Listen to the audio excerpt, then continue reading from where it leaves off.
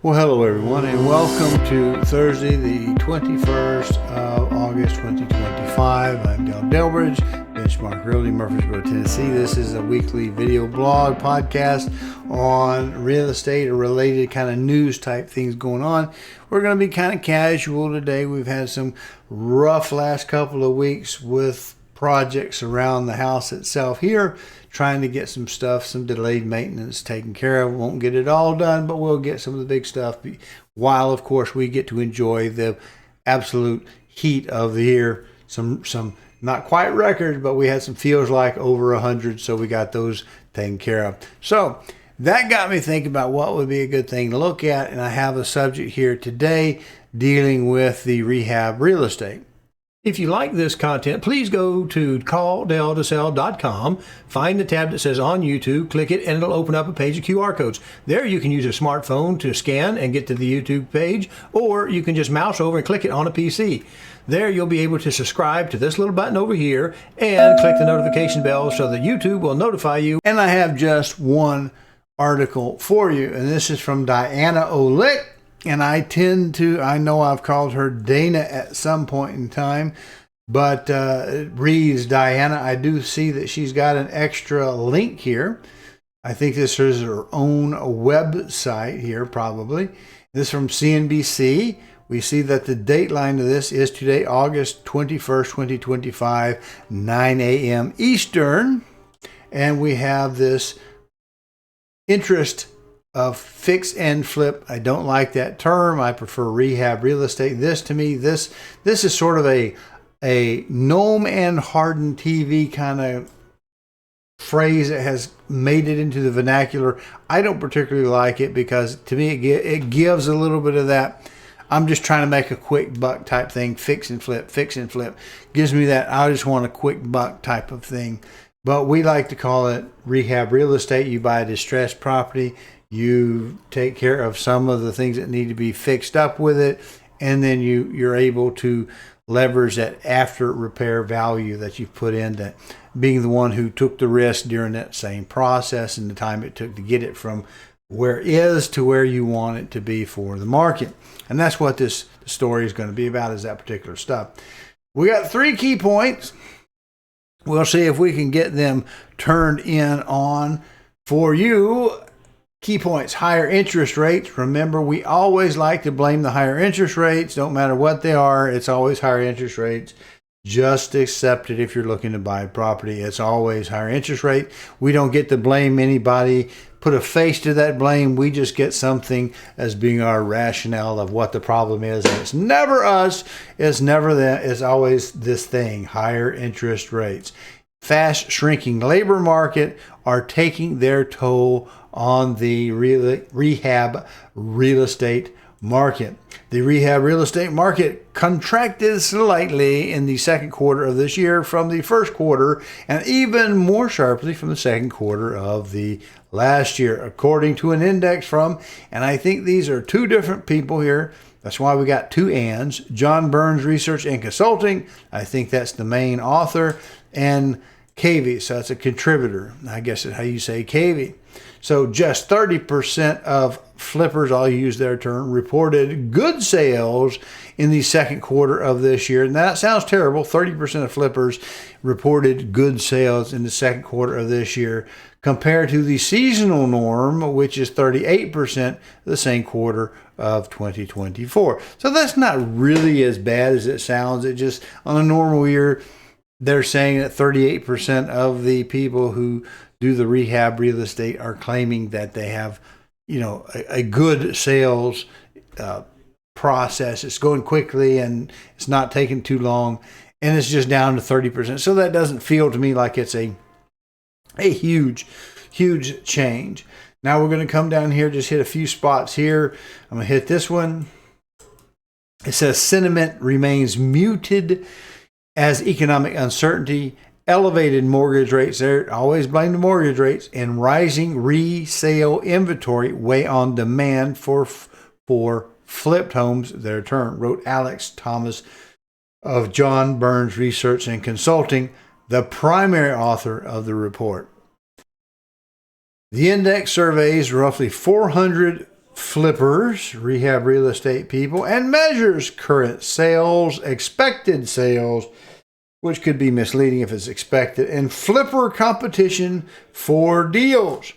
All of those sub-indices fell last quarter. Days on market for flipped homes increased as the supply of both new, because contractors, building groups are wanting to kind of hit their targets this year. They're trying to get their stuff. They don't want them to sit out there waiting for somebody to buy them either. Supply of both new and existing homes for sale rose. So they're coming up, but we're still fairly flat in our area. Just 30% of flippers reported good sales, down from the 38 that we just read a while ago. So they like to repeat that apparently. So here's the thing. This line right here kind of gives to the sentiment of what we're going to talk about in just about one video. From a return on investment perspective, we are not seeing much change there, right? People are still getting that kind of 30 to 31%, said Mohan. Right? So there we are. And I think that's what we're seeing in our area in Tennessee. Last week we showed a graphic that was produced by the realtors, and it said that Tennessee was #1 slowest market. And that's probably because we had so much gain, after COVID. We were going so good that we probably hit the highest. Now we're kind of cooling off. But yet our prices aren't really going wonky. As they said, even on the Rehab real estate here in this article, it said that they were below inflation rate at 1.7%. So that's not awful by any strange effect of the imagination. It's just not awful, but maybe it's just not quite as good as we had been, making hay while the sun shines. So what I'm seeing is our prices are not continuing that meteoric rise. They're kind of leveling out. That's good for sellers. I think it's not really bad for buyers either. If a seller can book most of what they imagine because someone told them, on a tax assessment or something like that it's worth so much money, their house is worth so much money, they get that in their head, and they really start to believe, if I don't get that number that was assessed at, I'm losing money. But no, you look at it from where you purchased it to where you sell it at. That's the important number. Some fictitious number that you never got and couldn't get, because it's not 3 months ago or 6 months ago, is irrelevant. You got to make the deal to get anything. We talked about that. So it looks like Tennessee is a little bit slow. Our prices are holding. Our inventory is building because we're not getting as many deals done. Eventually, one of the other sides will start to adjust a little quicker. I think probably it might be in the seller side versus the buyer side. Now, again, it's always uncertainty that's causing us the trouble. Well, let's kind of wrap this thing up pretty quick. I'll give you the link to this story so you can read the rest of it. It's not that long anyway. And we'll look at our numbers for this week to see just how monkey wrench in the boiler that this news is for us today. We're going to see the spanner into the gearbox, or whatever you might want to call it, depending on where you're at. Let's get to that right now. Hello, I'm Delbridge of Benchmark Realty, Murfreesboro, Tennessee. If you are currently unrepresented and would like to know how to compare up to 3 properties side by side and room by room, then go over to my new YouTube channel, CallDelToSell. That's 1 L and Del, no spaces. Watch the demo on Real Scout, and then call me and we'll set up your exclusive ad-free account today. Well, last week, 8/14 of 25, we had 28,720 opportunities. That was up over the previous period. We had 4537 in the under contract still showing. That was up over the previous period. And the integer ratio did in fact come up from 15 to 16 when we rounded it up at the integer level. This week, let's see how much this devastating news is doing to us. 8/21 of 25.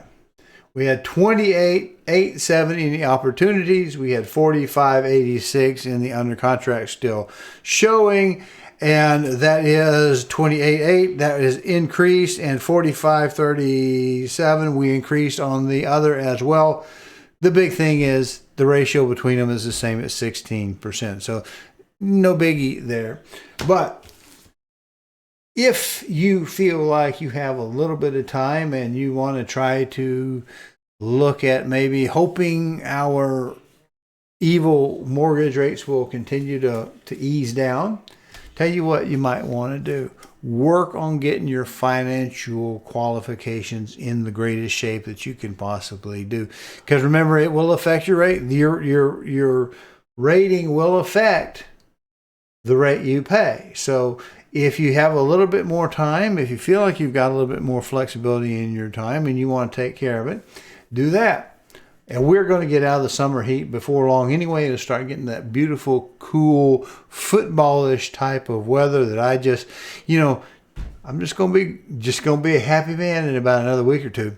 So we appreciate you, and we appreciate you watching. Just remember, keep your head about you when you hear these news and realize that all real estate is local. And remember, you can hit CallDelToSell.com and go look at those selected 9 charts for however many different little markets, counties that I have there. You can check those out because that's the only ones that are going to matter, the ones you're looking to buy in. What happens in California, Michigan, or some other place doesn't really matter much to us here compared to where we are now. Our mortgage rates are going to be universal. They're going to do that. But we're going to see you next week. Thank you for watching.